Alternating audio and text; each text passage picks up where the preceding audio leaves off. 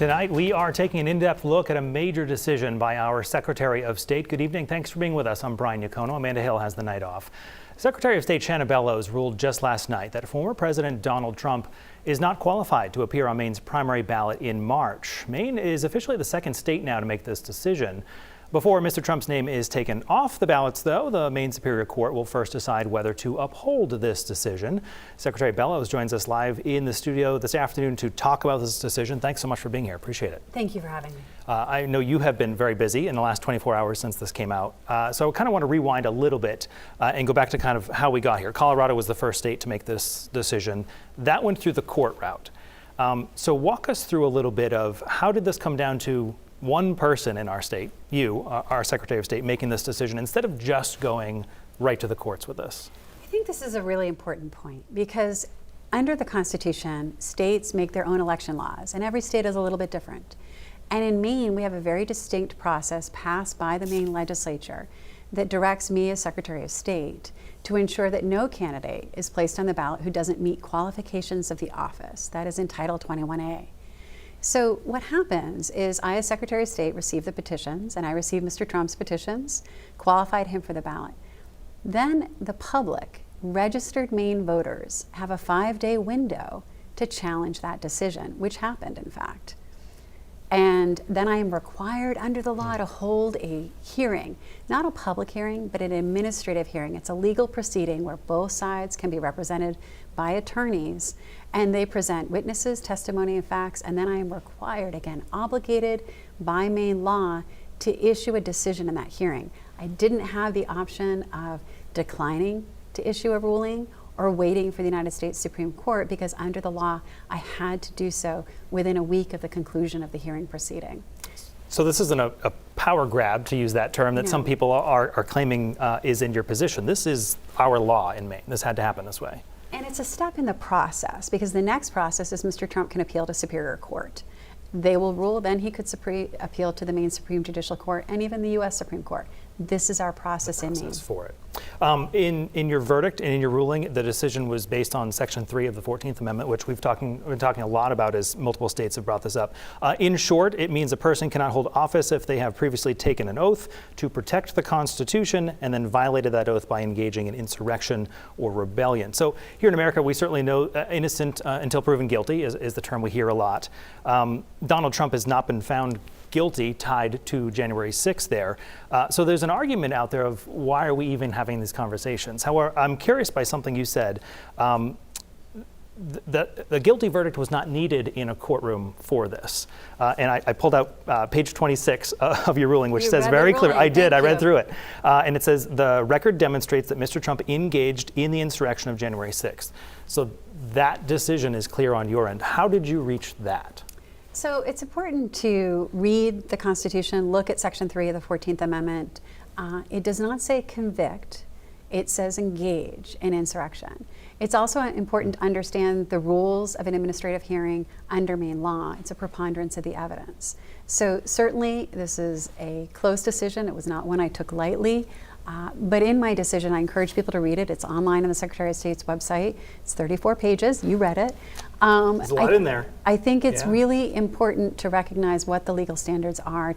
And my obligation under the Constitution and the rule of law was to look at the evidence presented to me in the hearing and make a determination based on the Constitution and the law.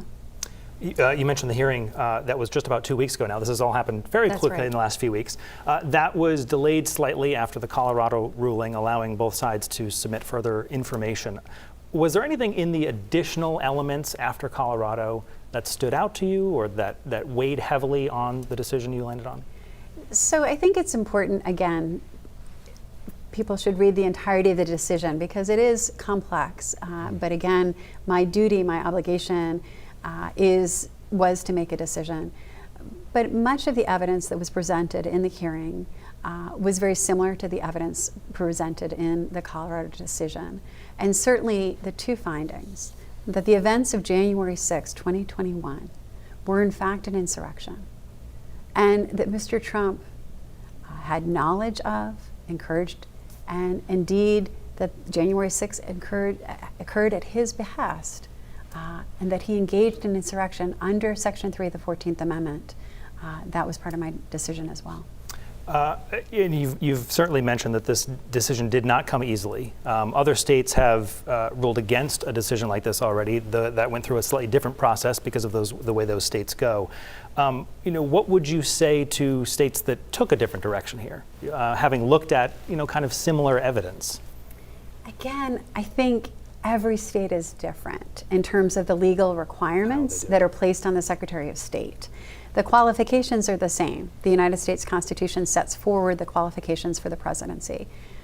But that's not a menu of options. I am obligated to look at the Article 2 qualifications. I can't put someone who is underage or a non-citizen on the ballot. To look at the 22nd Amendment, I can't put Barack Obama or George W. Bush on a ballot. Okay. And similarly, I didn't have an option of declining to look at Section 3 of the 14th Amendment just because it was difficult or complex. Consider the impact of that. Your decision, if it's upheld, as we said, it would go to the courts now, would essentially be kind of taking a lead presidential candidate out of the mix for Maine voters.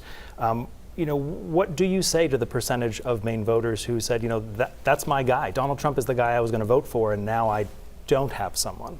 Where are they left in this process?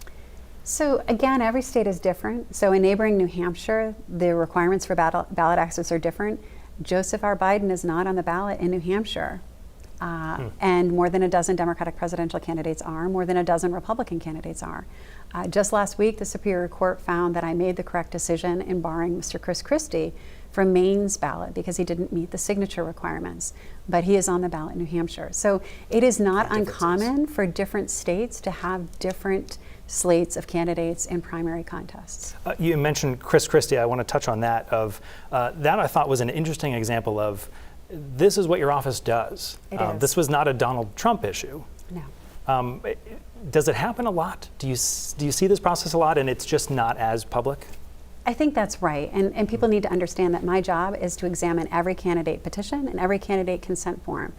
And under Maine law, ensure that every candidate meets the qualifications of the office they seek. That is an authority delegated to me by the legislature that other states may not have, but I have to do it with every candidate that runs for office. And again, interesting to point out that every state is different, and that's where we fall. Secretary of State Shenna Bellows live with us in studio on a big decision. You'll be back with us at 6 o'clock to talk more about what happens next. We appreciate your time this evening. Thank you so much.